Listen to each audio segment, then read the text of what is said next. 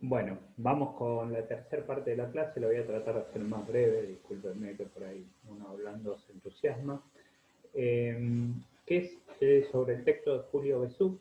Un poco lo que él trabaja es, lo denomina el proceso de popularización indígena criolla en Pampa y Patagonia del siglo XIX. Va a intentar analizar los modos en que se articulan las poblaciones indígenas soberanas de Pampa y Patagonia con las sociedades criollas del siglo XIX, durante un proceso que él califica como de subalternización y transformación paulatina de estas poblaciones hasta ser sometidas por el Estado argentino. Busca entonces una periodización que se inicia con las relaciones entre las jefaturas indígenas y el gobierno de Rosas y se prolonga en términos generales hasta el primer peronismo, aunque el texto este de Besú lo analiza hasta más o menos 1880. Eh, a ver, voy a tratar como de ir a algunos núcleos particulares. Él va a analizar bastante profundamente cómo se piensa la noción de pueblo, las complejidades que tiene esa noción en su aplicación especialmente hacia la población de origen indígena.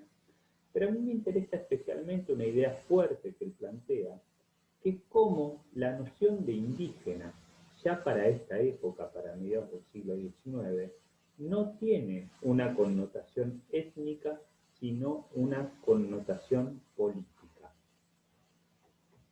Para Julio Besú, entonces, esto para mí es fundamental que ustedes lo puedan comprender, lo puedan pensar.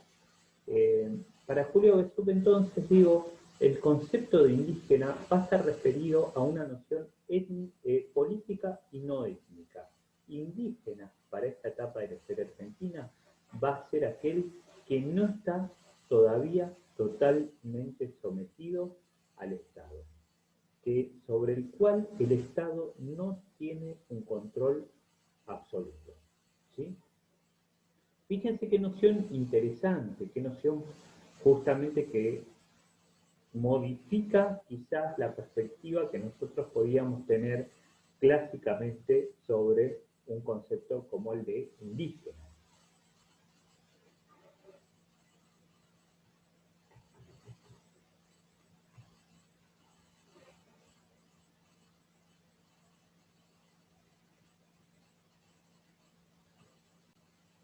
Entonces, esta va a ser una primera matriz importante que va a plantear Julio Besú en su texto.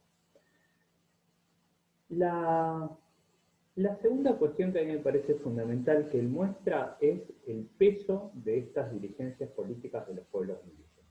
El peso absoluto, muy, muy importante que tenían para explicar la historia del territorio sobre el cual hoy domina el Estado argentino, pero que en esa época todavía no dominaba ni controlaba. ¿Sí? Entonces, empezar a ver casi que nos obliga a un quiebre epistemológico fuerte de nuestras concepciones tradicionales o de las concepciones tradicionales que nos impuso en general la escuela en Argentina, de empezar a pensar a estos jefes indígenas, a estos caciques, como solemos conocerlos, pero a estos dirigentes políticos de los pueblos originarios, como dirigentes políticos justamente al mismo nivel o quizás a un nivel de poder aún más superior, aún más importante, que el de muchos de los que reconocemos habitualmente como dirigentes políticos de esta etapa que estamos analizando del siglo XIX. ¿Sí? Las grandes jefaturas indígenas, dirigentes políticos como Cafulcurá, como Saigüete, como Pincén, como Nacayal, eran dirigentes de la misma o mayor trascendencia, del mismo o mayor peso político, social, cultural, que figuras como Alsina, Sarmiento, Mitre, Avellaneda, Urquiza. Eran sujetos muy poderosos, con un alto nivel cultural, con una gran capacidad de diálogo político con distintos sectores, personas como, bueno, Julio Besú justamente trabaja en profundidad la figura de Saigüeque, que ahora vamos también a tratar de darle una vueltita a cómo él lo piensa. Una figura como Sayhueque, tenemos que pensar en un dirigente político que tenía relaciones al mismo tiempo, y pactos y acuerdos políticos de Estado a Estado, considerado el gobierno de Sayhueque como un Estado propio, con una dinámica social propia, con un archivo propio, con secretarios, letrados propios, con cuentas en los bancos. Bueno, les decía, con comunicación y acuerdos oficiales, tanto con el Estado argentino como con el Estado chileno, porque Sayhueque era una figura que ocupaba un lugar geopolíticamente estratégico, que era básicamente el cruce, uno de los cruces más importantes de la cordillera de los Andes, que es el cruce de Bariloche, lo que hoy es Bariloche, ¿no? Un lugar por el que es relativamente simple atravesar la cordillera de los Andes con importantes contingentes de ganado y de gente, entonces era un lugar de comercio, un nodo de comercio muy relevante que conectaba a ambos lados de la cordillera. Y en ese sentido estas figuras entonces hay que recuperarlas y hay que pensarlas como eso, como figuras políticas, ni como salvajes y letrados, ni tampoco como meras víctimas, ¿sí? Tampoco como meras víctimas, sino verlos en toda su dimensión de sujetos políticos, que tenían propuestas, que hacían apuestas, que hacían negociaciones, que disputaban poder, que trataban de construir poder para ellos y mejores condiciones de vida para sus pueblos, que disputaban en ese sentido poder con otros liderazgos indígenas y con otros liderazgos de la sociedad blanca, que tenían comunicación permanente con la sociedad blanca, porque a veces también presentarlo así como lo estoy presentando yo puede dar lugar a dudas, a una mala lectura, mejor dicho, más que a dudas, ¿no? A una idea de que había una sociedad blanca y una sociedad indígena, y en el medio la nada, ¿no? No, en realidad estas sociedades estaban profundamente interrelacionadas, implicadas. La idea de frontera, por ejemplo, para nosotros, y retomando un autor clásico estadounidense, Turner, la frontera no es una línea divisoria, al revés, la frontera es un lugar de articulación, de unión, de imbricación, ¿sí? De interrelación entre pueblos diversos, pero que justamente en esa interrelación, en esa intercomunicación, van reconociéndose y transformándose mutuamente.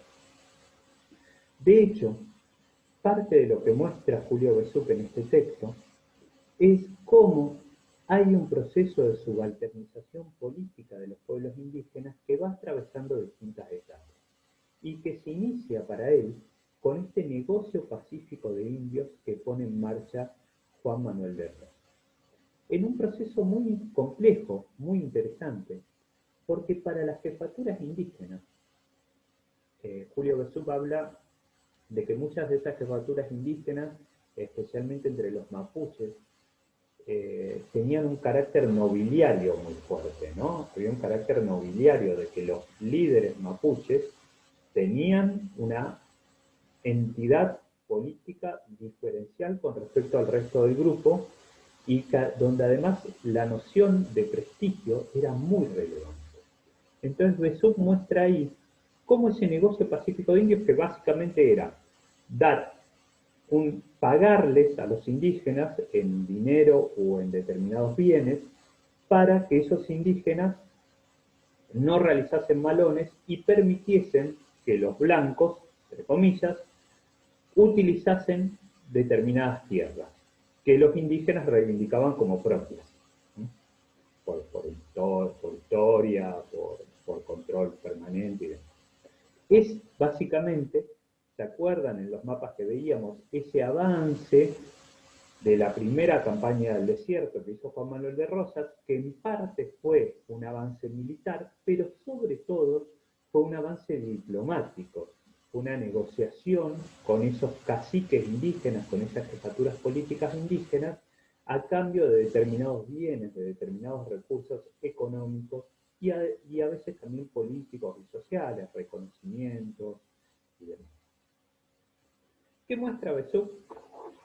que esos bienes que las jefaturas indígenas recibían y que para las jefaturas indígenas se leían como un reconocimiento de la sociedad blanca de el lugar de mayor poder de las jefaturas indígenas, ¿sí? Como un tributo que los blancos le tenían que dar a los jefes indígenas para poder vivir en las tierras que eran de los jefes indígenas.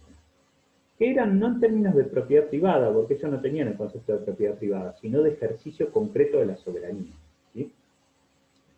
Entonces, esas jefaturas indígenas leían ese proceso, y en gran medida lo era, la verdad, como una sumisión que la sociedad blanca tenía que hacer con respecto a los pueblos indígenas para poder utilizar las tierras o poder utilizar algunos de los recursos, de los bienes comunes de esas tierras, por ejemplo, para poder llegar a las salinas que controlaba Cafulcurá en el interior de la provincia de Buenos Aires y poder sacar sal, tenían que negociar con Cafulcurá y otorgarle tributos, ¿sí? Al modo, si quieren, de como un siervo feudal tenía que otorgarle tributos al señor feudal, al noble, que era dueño de la tierra donde vivía ese siervo feudal. Pero lo que muestra Besuk es cómo lentamente esos tributos que los pueblos indígenas recibían del gobierno de la provincia de Buenos Aires, de Juan Manuel de Rosas, fueron haciendo que los pueblos indígenas pasasen a depender de esos tributos.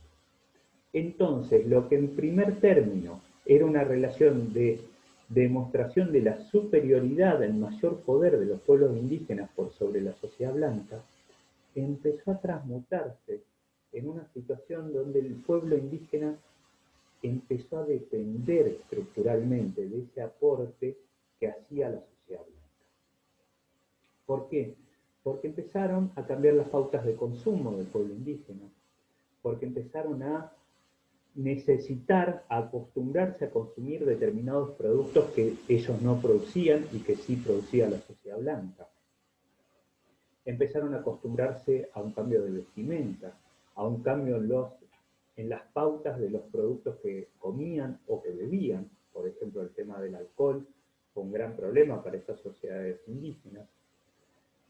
Y entonces ese proceso fue deviniendo de una práctica donde los blancos se mostraban o eran vistos por los indígenas como unos subalternos, a un proceso donde los indígenas empezaron a sufrir lentamente un proceso de subalternización, donde los indígenas empezaron a depender estructuralmente del aporte de la sociedad blanca y entonces empezaron a ser dependientes.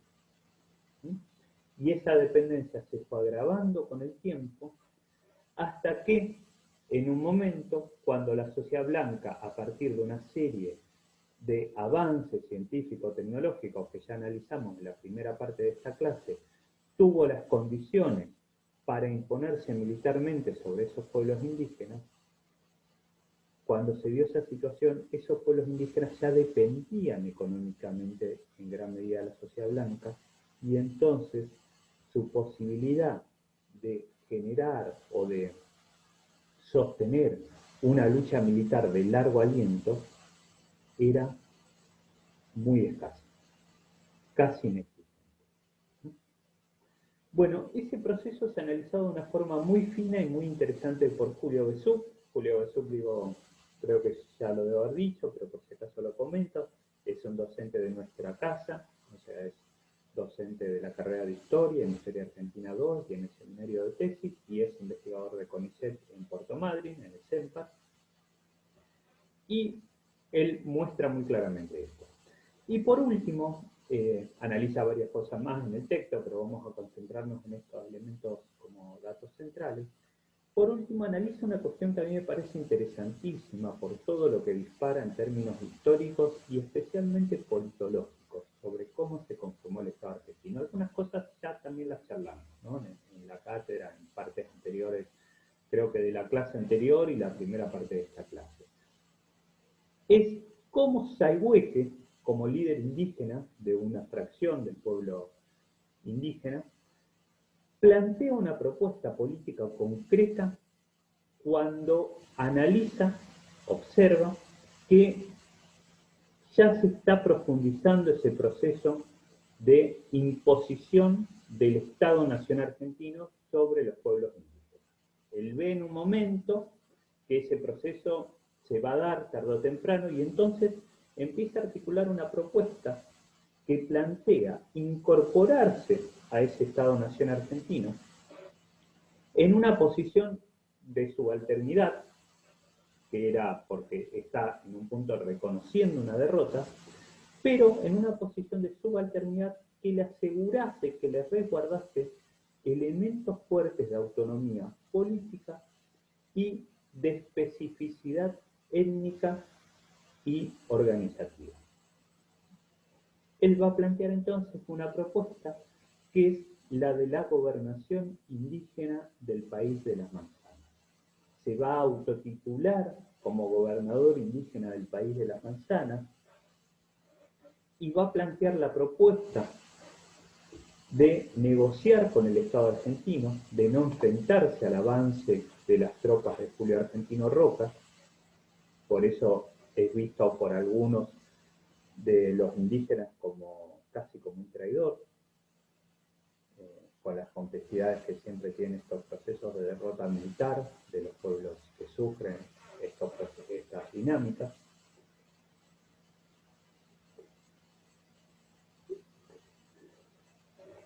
Y él básicamente va a proponer esto: integrar el territorio sobre el que él ejercía soberanía directa, soberanía concreta, podríamos decir en gran medida parte de lo que hoy es Río Negro y Neuquén, integrarlo al Estado Nacional Argentino como una gobernación indígena. O sea, pensar, fíjense qué formulación de avanzada para la época, pensar un Estado plurinacional que reconociese las especificidades regionales, étnicas, culturales, nacionales, de los distintos pueblos que habitaban el territorio sobre el cual iba imponiendo su soberanía la nación argentina, el Estado argentino en realidad, y iba creando en paralelo a eso la nacionalidad argentina, la idea de que existía una identidad colectiva entre ese conjunto de personas con historias absolutamente disímiles y que en muchos casos venían de procesos de guerras civiles enfrentados. Bueno, Saigüeque va a plantear este proyecto, realmente un proyecto que podría haber transformado totalmente la historia argentina, que podría haber construido un país culturalmente mucho más rico, mucho más amplio, mucho más diverso, pero justamente la élite del Estado argentino directamente no la tuvo en la menor consideración en su horizonte, una vez que tenían la posibilidad de imponerse por la fuerza sobre los pueblos indígenas dejaban de ser reconocidos como sujetos políticos, solo habían sido reconocidos como sujetos políticos cuando tenían una capacidad militar para imponerse sobre el Estado argentino o para disputar de igual a igual con el Estado argentino, y ahí sí el Estado argentino firmaba acuerdos de igual a igual con las jefaturas indígenas, reconociéndolos como un Estado aparte, pero una vez que se pudo imponer por la fuerza, pasó a ejercer este discurso, que fue en el que en gran medida, lamentablemente todavía quizás en parte nos formamos, de que los liderazgos indígenas eran salvajes, incultos, incapacitados de formular un proyecto moderno para un territorio como la Argentina. Bueno, el texto de Besú, para mí, pone en cuestión, problematiza todos estos aspectos, muestra cómo una categoría supuestamente de carácter étnico o racial, como la de indio, en Argentina era una categoría fundamentalmente política, ¿sí? Y podemos pensar quizás que por eso todavía los usos que a veces hacen de la categoría indio tienen un contenido más político que étnico, ¿no? Piensen, uno es un indio o se le salta al indio cuando hace algo considerado fuera de la normalidad, de la civilidad, ¿no? Un indio, entonces, ¿quién es? Alguien que no está subordinado, alguien que no está domesticado por el Estado, alguien que no está subalternizado. ¿Mm? No es una cuestión de color de piel, de etnia. Piensen, en una parte del texto lo dice Besuk, que la población que vivía en Catamarca o en La Rioja en esta época, socialmente, por su origen étnico, eran todos, o en su gran mayoría, de origen indígena. Ahora, como ya estaban subordinados por el Estado argentino, no eran considerados indios por el Estado argentino. Los que eran considerados indios eran los de Patagonia, que todavía no habían sido dominados, y los del Chaco, que todavía no habían sido dominados. ¿Sí? Una vez dominados, el Estado argentino pretende que dejen de ser indios y que se transformen en ¿qué? En argentinos.